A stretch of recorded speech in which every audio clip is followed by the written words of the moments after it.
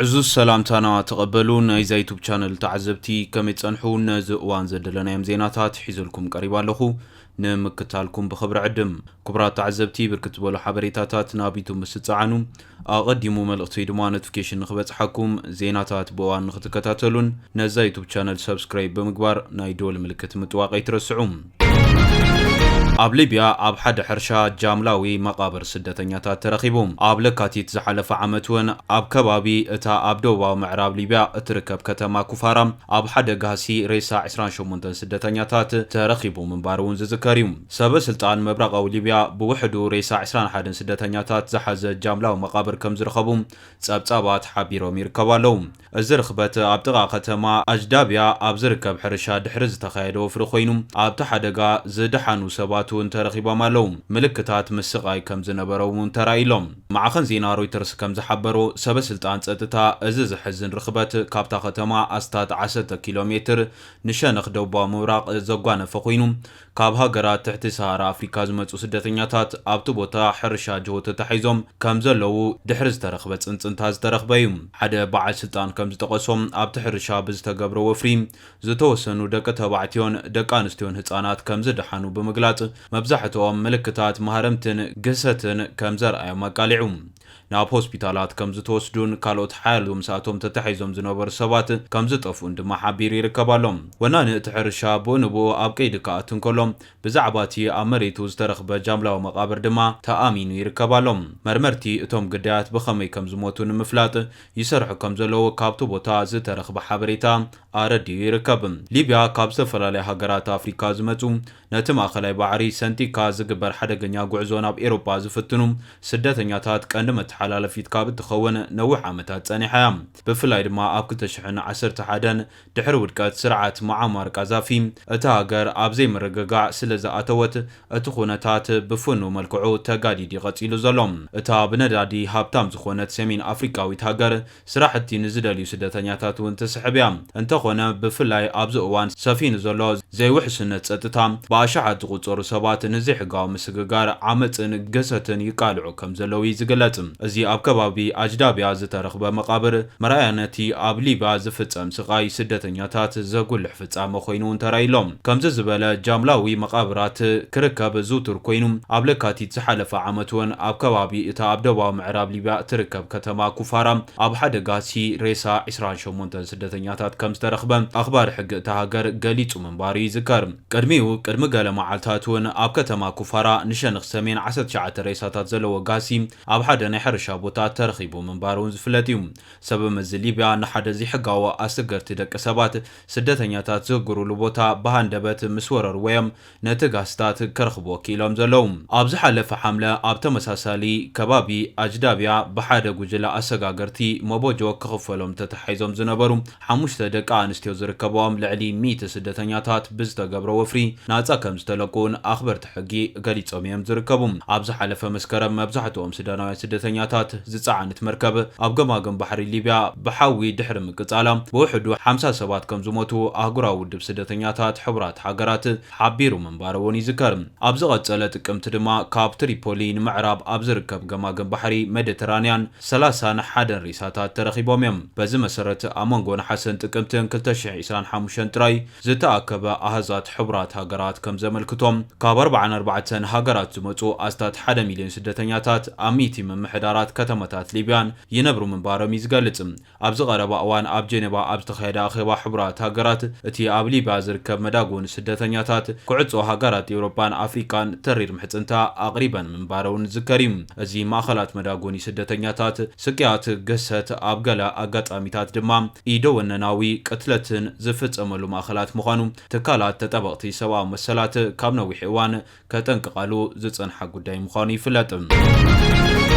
ናብቲ ኻሊእ ዜና ምስ ንሰግር ፕሬዝደንት ኣሜሪካ ዶናልድ ትራምፕ ጉዳይ ክፍለ ማይ ኒልን ዓቢ ግድብ ህዳሴ ኢትዮጵያን ከቢድ ወታደራዊ ግጭት ከብጽሕ ከም ዘይብሉ ስክፍትኡ ብምግላጽ ናብ ፕሬዝዳንት ግብጺ ዓብዱልፈታህ አልሲሲ ደብዳቤ ሰዲዱ ይርከባሎም። እዚ ካብ ዋይት ሃውስ ጃንዋሪ 16 2026 ዝተጻሕፈ ደብዳቤ ኣሜሪካ ኣብቲ ጉዳይ ዘለዋ መርገጺ ዝሐየለትሉን ንሞኖፖል ኢትዮጵያ ዝፈታተን ትሕዝቶ ከም ዝሓዘን ተረጋጊጹ ዘሎ።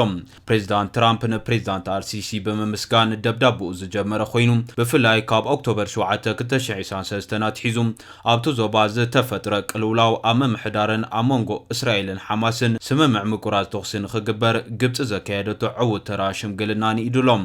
ኣብቲ ደብዳቤ ዝሰፈረ ንኢትዮጵያ ኣገዳሲ ዝኾነ መልእኽቲ ድማ ኣሜሪካ ንኣጠቓቕማ ማይ ብዝምልከት ዘለዋ መርገጺ ኮይኑሎም። ትራምፕ ኣብቲ ደብዳቤ ኣሜሪካ ዝኾነት ሃገር ንጸጋታት ኒል ንብሕታ ብምቁጽጻር ጎረባቢታ ክትጎድእ ኣጽኒዓ ትቃወም ኢሉሎም።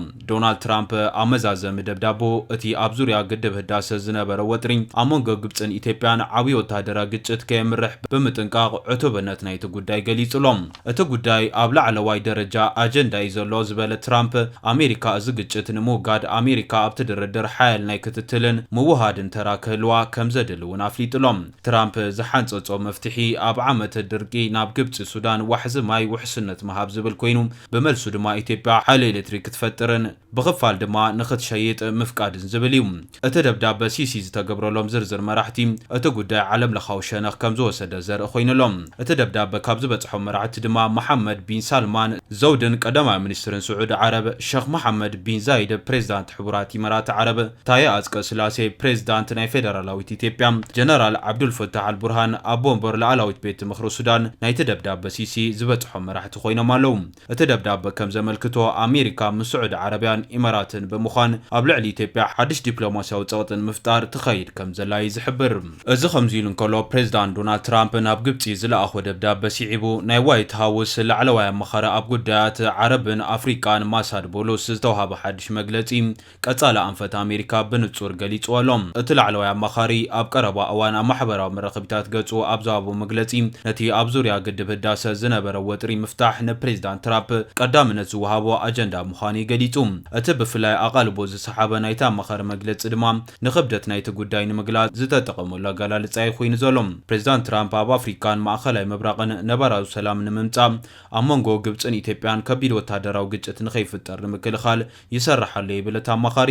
እዚ ኣገላልጻ እዚ ምምሕዳር ኣሜሪካ ኣብ መንጎ ክልቲአን ሃገራት ዘሎ ከም ሓደገኛ ኩነታት ናብ ኩናት ከብጽሕ ዝኽእልን እቲ ምትእትታው ብጉልባብ ምድሓን ዝትግበር ምዃኑን ኣመላኺቱሎም። እቲ ላዕለዋይ ኣመኻሪ ወሲኹ እቲ መፍትሒ ኣብ ትሕቲ ሓያል መሪሕነት ፕሬዝዳንት ትራምፕ ከም ዝመጸ ገሊጹሎም። እቲ መሳርሒ ኣብ ቴክኒካዊ ፍልጠትን ሰናይ እምነትን ዝተመርኮሰ ድርድር ከም ዝኸውን ብምግላጽ እዚ ድማ ንግብጽን ኢትዮጵያን ሱዳንን ነባረ ፍታሕ ከምጽእ ተስፋ ኣለዎ ክብል ገሊጹሎም። ናብ ተኻሊእ ዜና ምስ ንሰግር ቀዳማይ ሚኒስተር ኣብይ ኣሕመድ ትማሊ ኣብ ዝተኻየደ ዋዕላ ፋይናንሳዊ ምዕባለ ኣብ ኢትዮጵያ ኣብ ዝሃቦ መደረ ኣብዚ እዋን ደረጃ ዓለም ዝፍጸም ዘሎ ጂኦፖለቲካዊ ወጥሪ ግጭትን ንኢትዮጵያ ዕድል ክፈጥር ከም ዝኽእል ኣመላኺቱ። እቲ ቀዳማይ ሚኒስትር ኣብ መደረኡ ዓለም ኣብ ዝተፈላለዩ ቦታታት ትመቓቐል ከም ዘላ ብምጥቃስ ኢትዮጵያ ኣብዚ ኩነታት ንረብሓ ቀዳምነት ከም ዘለዋ የስሚሩሉ። እቲ ቀዳማይ ሚኒስትር ስራሕና በቲ ኩሉ ክፍተትን ዘይምርዳእን ሓሊፍና ዕድላት ምውሳድ ኢሉ ተጋራጨውቲ ውድባት እንተሃልዮም ክዓርቕ ከም ዝፍትን ብምጥቃስ እውን እቲ ግጭት ኣድላይ እንተኾይኑ ግን ኢትዮጵያ ሃገራዊ ረብሓ ከተረጋገጽ ከም ዘለዋ የመላኺቱ። ክበኣሱ ዝደልዩ እንተሃልዮም በጃኹም ኣይትቃለሱ ምቅላስ ኣየድልን እዩ ባህለየ ዝበለ እቲ ቀዳማይ ሚኒስትር እንተተቃሊሶም እውን ንቀይሕ ባሕሪ ክኸውን ኣለዎ ብምባል ንቀይሕ ባሕሪ ዘለዎ ህርፋን ገሊጹሎም። ሓደ ዓርኩም ብዛዕባ ስጋት ናዕባ ዓለም ከም ዝሓተቱ ዝገለጸ እቲ ቀዳማይ ሚኒስትር ኢትዮጵያ ብዛዕባ ምጥፋእ ሰላም ዓለም ብዙሕ ክትጭናቕ ከም ዘይብላ ገሊጹሎም።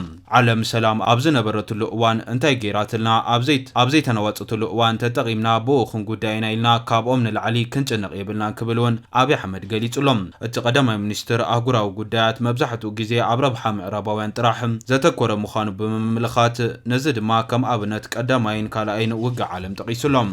ውግኣቶም ኩናት ዓለም ጥሜቶም ናይ ዓለም ጥሜት እዩ ምስኦም ዘይኮነ ነገር ግን ካልኣዊ ዝበለ ኣብይ ኣሕመድ ኢትዮጵያ ካብ ናይ ገዛ ርእሳ ደቀባት ርዮተ ዓለም ተመርኪሳ ክትጓዓዝ ከም ዘለዋ ኣጉሊሒሎም። እቲ ቀዳማይ ሚኒስትር ወሲኹ ሓይልታት ዓለም ክበኣሱ ወይ ክተዓረቑ ከለዉ እቲ ረብሓን ጉዳኣትን ናታቶም ምዃኑ ብምግላጽ ኢትዮጵያ ንሃገራዊ ረብሓ ኣብ ምሕላው ጥራሕ ክኸውን ከም ዘለዎ መልእኽቶም መሓላሊፉሎም።